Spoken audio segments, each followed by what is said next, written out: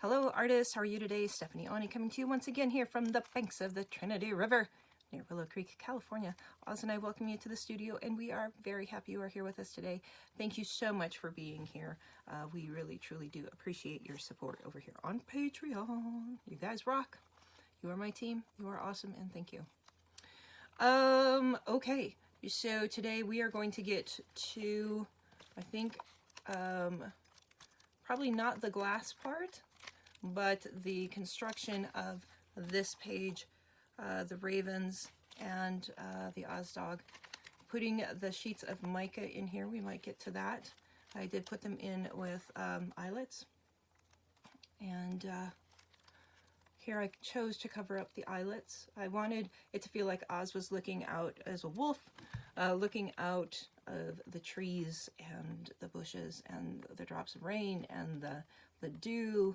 And I just kind of wanted really that forest feeling for that. And if you look closely through here, you can really see the reflections of the different paint techniques underneath. I think it's really, really stunning the way that that has worked out. And then just a couple drops that I've put up here where you can see through, just adding extra dimension into that page also. I wanted to kind of do the reflectiveness of the sky. I wanted to have something that was a very natural feeling element, and that's why I went with the mica. That, of course, is not necessary. You know, you can do whatever you want to. You could do easily a pocket page with this. Refer back to our floating pocket page from creating our first altered book. You could easily have done something like that with this. I wanted to put this mica in there. And then, of course, next week I'll show you how to do the Viking and finishing up with all the painting. And you know, this is definitely all about remembering our strength, our power, our ancestors, where we come from, and try not to let those insecurities overwhelm us, as we can all do, including me, right? It's just a natural part of life, and it's part of our psyche to kind of, you know, go into that negative space and just try to remember where you're from, you know, and try to find a place to take strength from that. All right, guys. Once again, thank you very much for being here. Without you, I would not be able to continue to do videos. So I probably wouldn't be able to live here, and I really, truly do appreciate your support. So anyways, oh shoot, I'm putting the book down on the next book. All right. Well, everybody, love you bunches, and we'll chat soon. Bye. Hello, artists. Okay, well, I jumped ahead on this page because you guys have watched me put down the gesso before. You just saw me do it her last time. I'm still really thinking about what's going to happen here in between these two. And I think I've come up with a really cool idea. But let's go ahead first and get my Viking Shield Maiden taken off here, and also my wolf, which is my Ozzy dog, because Ozzy dog is my wolf. It was, oh God, this is alcohol. We don't want alcohol. We want water. Ooh, uh-oh, uh-oh. I don't think it'll hurt anything, but it might pull up the ink. So luckily, caught that before it went down into the photo. Wipe it off and come back in with water. That'd be bad. Just suck. Redo it again. Now this gesso has been, these transfers. Oh, look at Ozzy. Well, that's cool. Those have been drying now for 2 days, 2 nights. So I just put it on and then just let it set. Work on something else. That's how you're going to have the best luck with these, is just to set it aside. I did not put a super thick coat of gesso on here, but it looks like everything did really well. Now, with this image, they, you know, of course, they don't have images of actual shield maidens, because, of course, they were around in 800, 900 AD, you know, in the 7th, 8th, 9th century, whatever. So there's no pictures. And so what I did was I found an image that I liked. I manipulated the image on my computer. So I changed it from a color image to a black and white. I gave it high contrast, and then doing the transfer. So even though this is, I think this character here is actually like a video game character, I have changed the image enough. I mean, they might still know who she is, whoever the, whoever has played the video game or whatever, but it's not directly stealing somebody's artwork. It is significantly changed. So, I feel good about the amount of change that I have done to this image.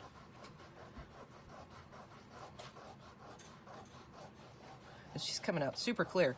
So the black and white worked really nice. Now colors, of course, as we know, colors work really well doing this too. This whole process is super successful for me. Again, make sure you just let it dry. What are you doing, baby? You stay away from that eraser. He likes my kneaded eraser. Okay, back to our gorgeous warrior woman here. Isn't she amazing? God. She's turning out better than the last one did, even. I'm not using a ton of water on here. I think that makes a difference also. You don't want it too soppy wet.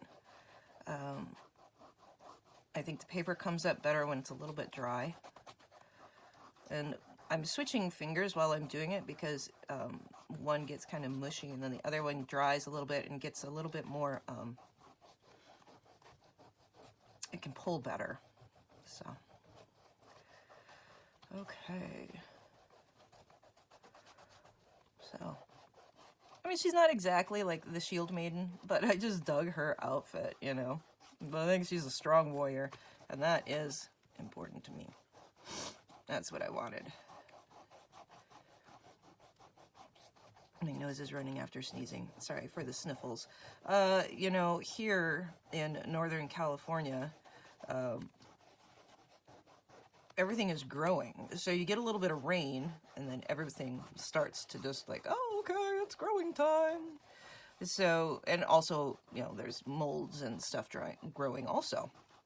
And it's cold out, and it's kind of crazy up here. I do have to say that I love the, I love that it's still a temperate area. You know, we're not freezing cold, but I still wouldn't mind being in a warmer spot for winter, that's for sure.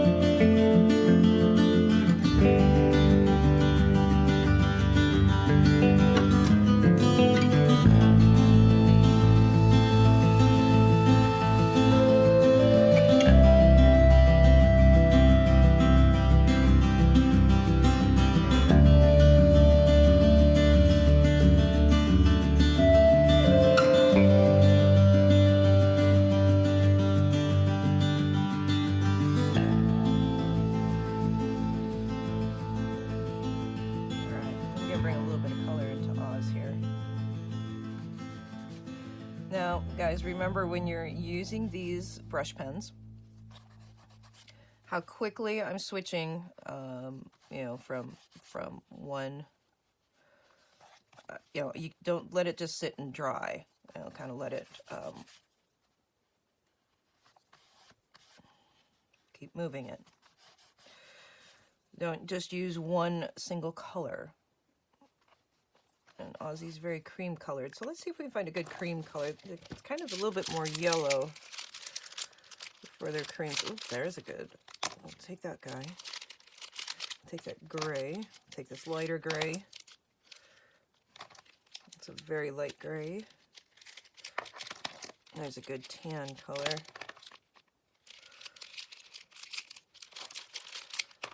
Now, I also want to add some blue into him.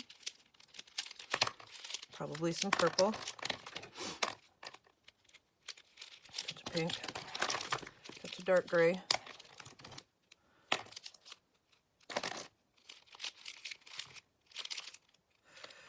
You know, you start slowly and you work up to where you want to be.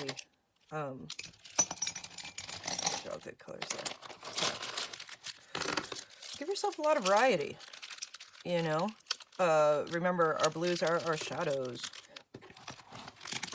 And you might go, oh, is you adding blue in there? Yep, you add blue in there.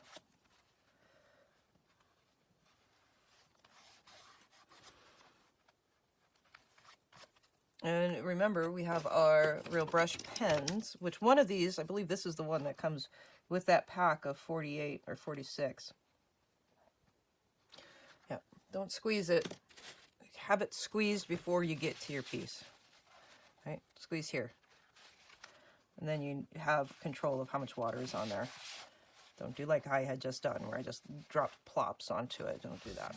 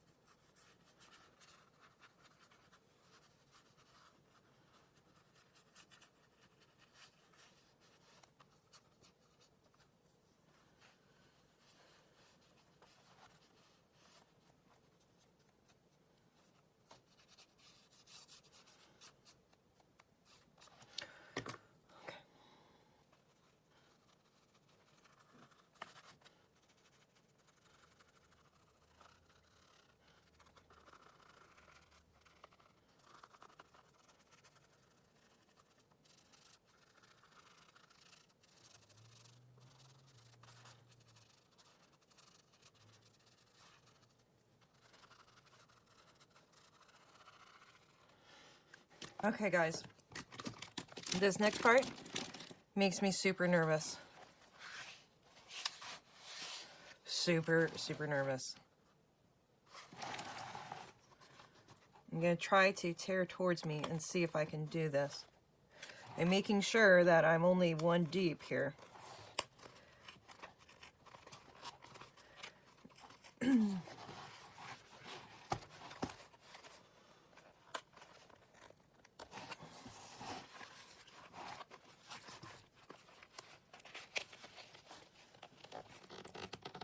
I do not want to tear off my birds, but I want a very jagged edge.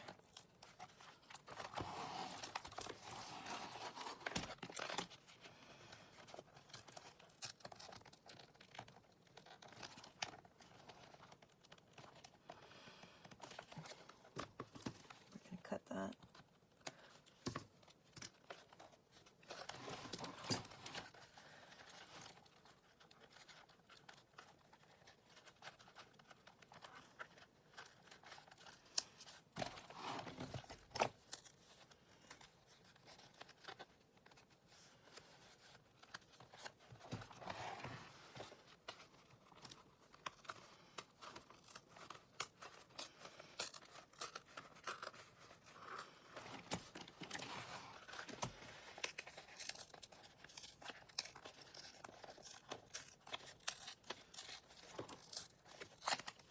I'm actually good with that white edge being there.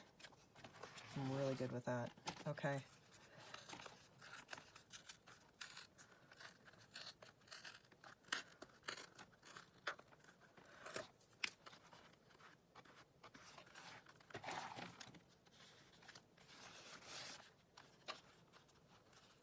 I've been thinking about this piece and thinking about this piece and thinking about it, trying to figure out how I was going to make this all work and look good.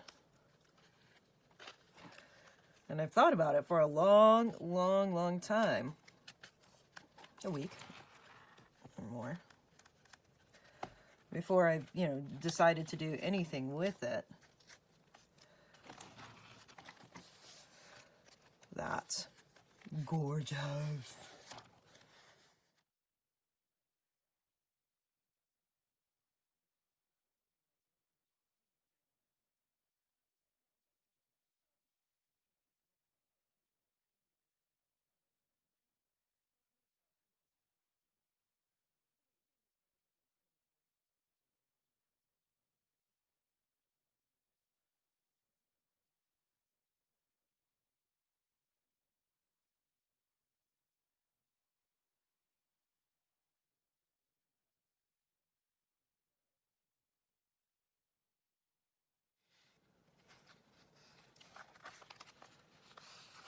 All right.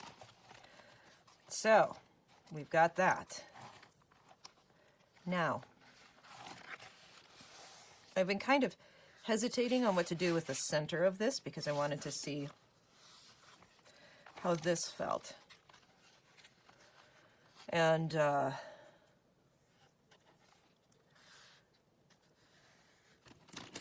see what we can do here. Let's see what happens here if I bring in this.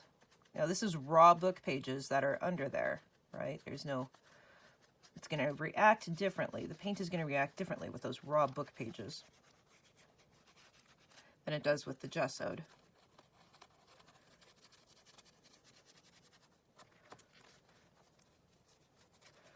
But I think it'll give us a great outline.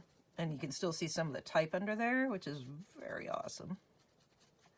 Now you could easily be doing this with any watercolor pencils. I just think, or pens, I just think the Arteza ones work really nice. I've always loved the Real Brush pens. It was one of the first tools that I actually got. And I'm kind of mushing the bristles because I want more pigment to come out. It's not necessarily good for the brush.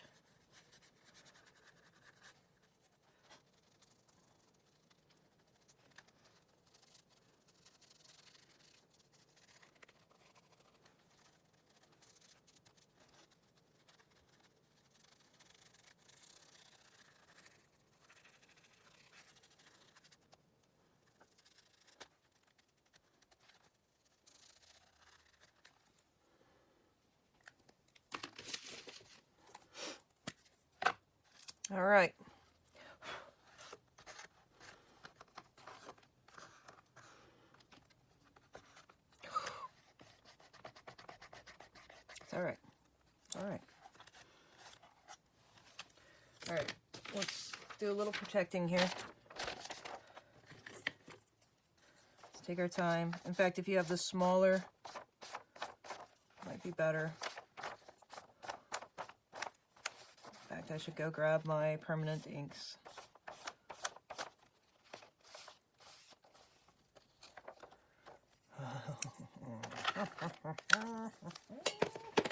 Where are they? Where are they?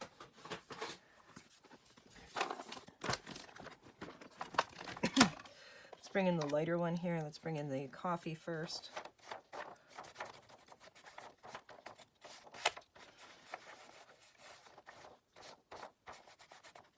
I would highly suggest getting some of these mini permanent ink pads.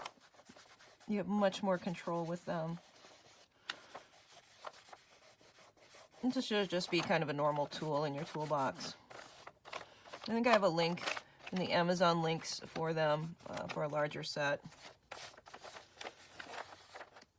You know, I didn't think I would need all the different colors, but you know how many times I pull these babies out and they just do exactly what I want them to do. So here is the plum. Now, why would I come in with plum? It was needing a little red. That's why. Red is such a great contraster, that rich mahogany color. Hopefully you guys are in here. Yeah, you are. All right, we're gonna bring in some blues too. Actually, let's bring in this yellow first and see what we can get. Now we are gonna go back and accentuate these birds a little bit more here too.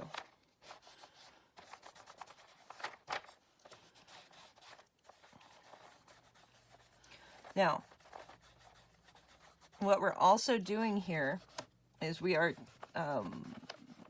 picking up that water-soluble ink underneath. And it's kind of making a new, different color, which is pretty awesome. All right, let's try this forget-me-not and see what happens. We're going to try to be moderate with this and see. Oh, that's perfect.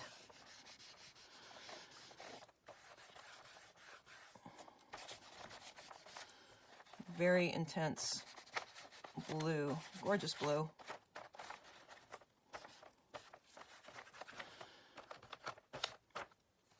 And of course we will end up coming over into here.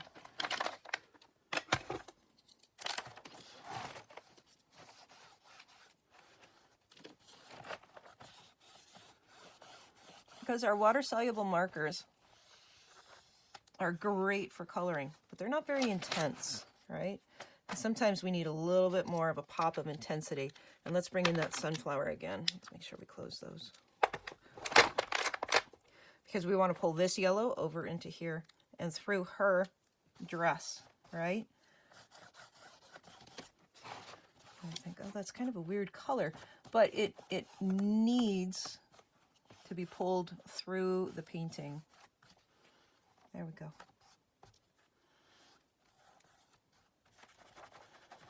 Now, whenever you put it down on here, keep moving it quickly.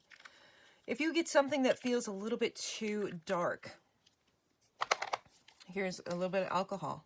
Let's see what happens. This should give it some, yep, look at. So you put alcohol on top of permanent ink, and you will get the little dots. I don't want them on her at all, but I do want them over here on these birds. See? It pushes the ink, just like alcohol ink. You add alcohol to alcohol ink, and that's what happens. Look at that. Oh, that's so awesome. All right, we'll be back. All right, so real quick, I'm actually going to just do a touch bit more. And remember, guys, this is pure isopropyl alcohol. It's like 97%. I put into a squirt bottle that I can make big droplets with. See the big drops? I want some more up here. Oh, that was a lot. Don't get it too thick. Get it too thick. No, we're just going to let it do its thing there.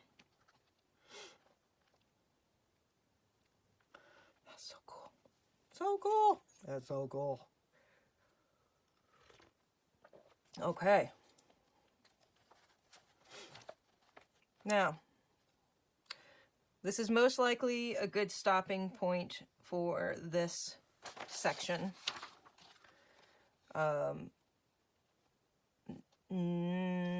We're going to assemble these. Next week I'm going to finish coloring here. Get some good background going on him. I'm going to color her like this. And then we're going to do something really cool to stick these guys together. I don't know if I can wait to do that. But that will be your next video, will be after this step.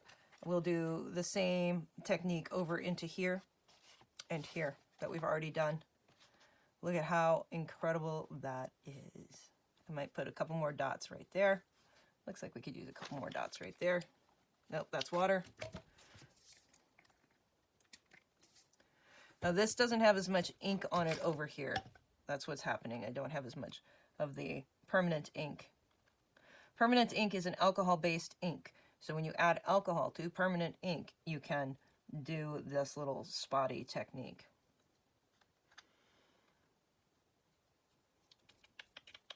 Woohoo! I dig it.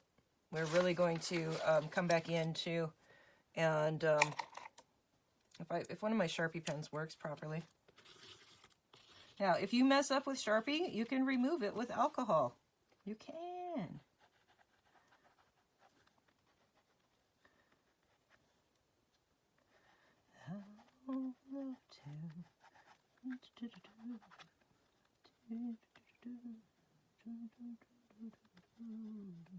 So you know I usually doodle with my other pens, my gel pens. And I'm choosing to use the Sharpie pen because I want a little bit more control. But I don't know if I'm going to stay with it. We'll see here.